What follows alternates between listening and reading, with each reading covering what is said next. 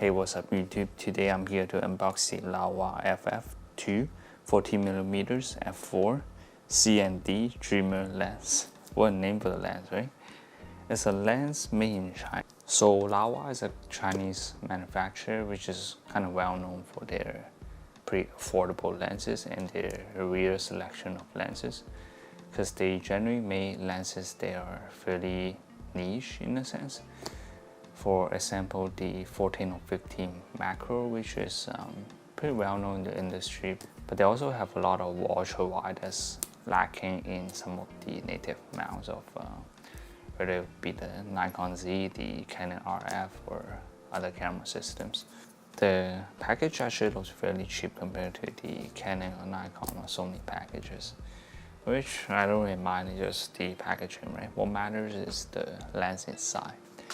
So for the price of this lens retails for $549, whereas the Nikon 14 to 30 retails for roughly about $1,100 or $1,000 US, and whereas the Nikon 14 to 24Z mount retails for around $2,400 US,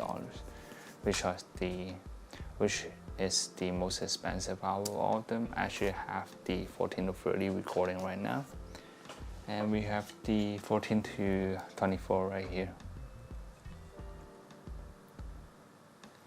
They each actually have its own place, and then I just decided to grab the Laowa also because, you know, ultra wides they're pretty common use in videos nowadays. I think they all have their different advantage, which I'm going to talk about in a bit. But let's unbox this lens, the Laowa 14mm f4 C&D Dreamer for the Nikon Z mount.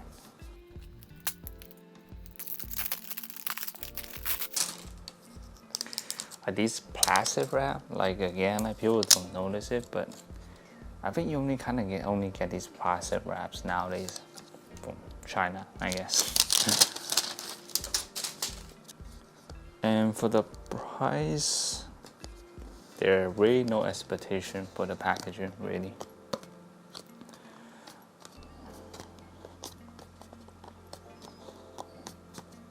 I think it actually looks better from the inside. You got this lens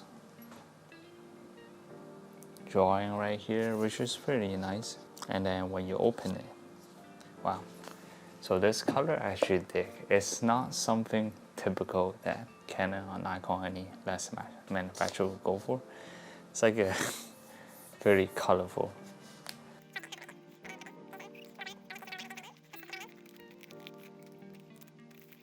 Look at this plastic back right here. Oh, it's pretty neat. So it's really nice and light. So right off the bat, I would say the construction is actually way better than I thought. It's fully built of metal. Not sure if you can hear the sound, but the lens hood is metal too for a $550 lens, metal lens hood. Not bad. Slide out, and you can see the lens element.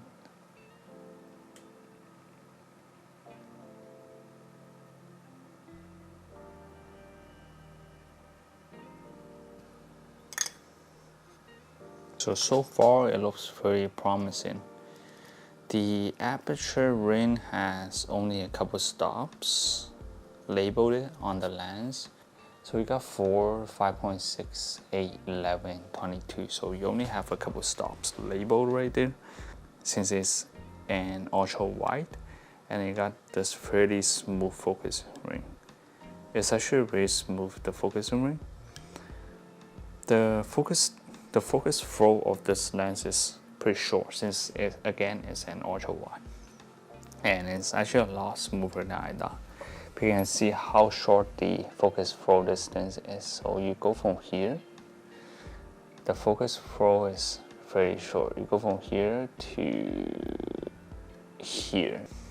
So the only part that looks a little bit awkward about this lens is the mount. I guess the Z mount is so big that they have to make the mount bigger. So I'm gonna grab the 14 to 24. You're gonna see the size comparison. Okay, so we have the Laowa 14mm right here, and we have the Nikon 14 to 24 right here. So about the weight of these lenses, this lens, the 14-24, is 650 grams, which isn't bad at all, considering the 14-24 from the f mount is actually 1 kilogram, so which is a lot heavier than all of these lenses. Unfortunately, the audio actually got cut off at this point. To end off the video, this lens at 228 grams compared to the 14-30, which weighs 485 grams, and the 14-24, which weighs 650 grams. This is the lightest lens you could get for the Nikon Z mount. This brings me to the point of why would I get this lens instead of the 14-30 or the 14-24 from the Nikon Z mount.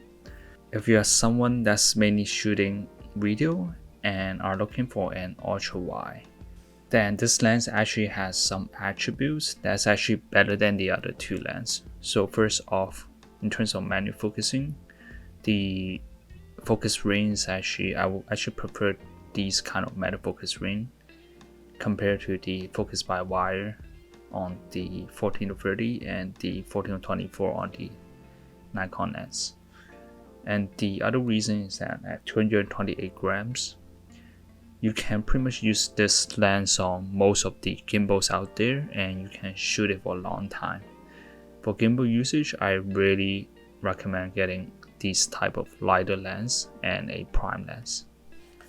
Again, thank you so much for watching this video, and I'll catch you in the next video.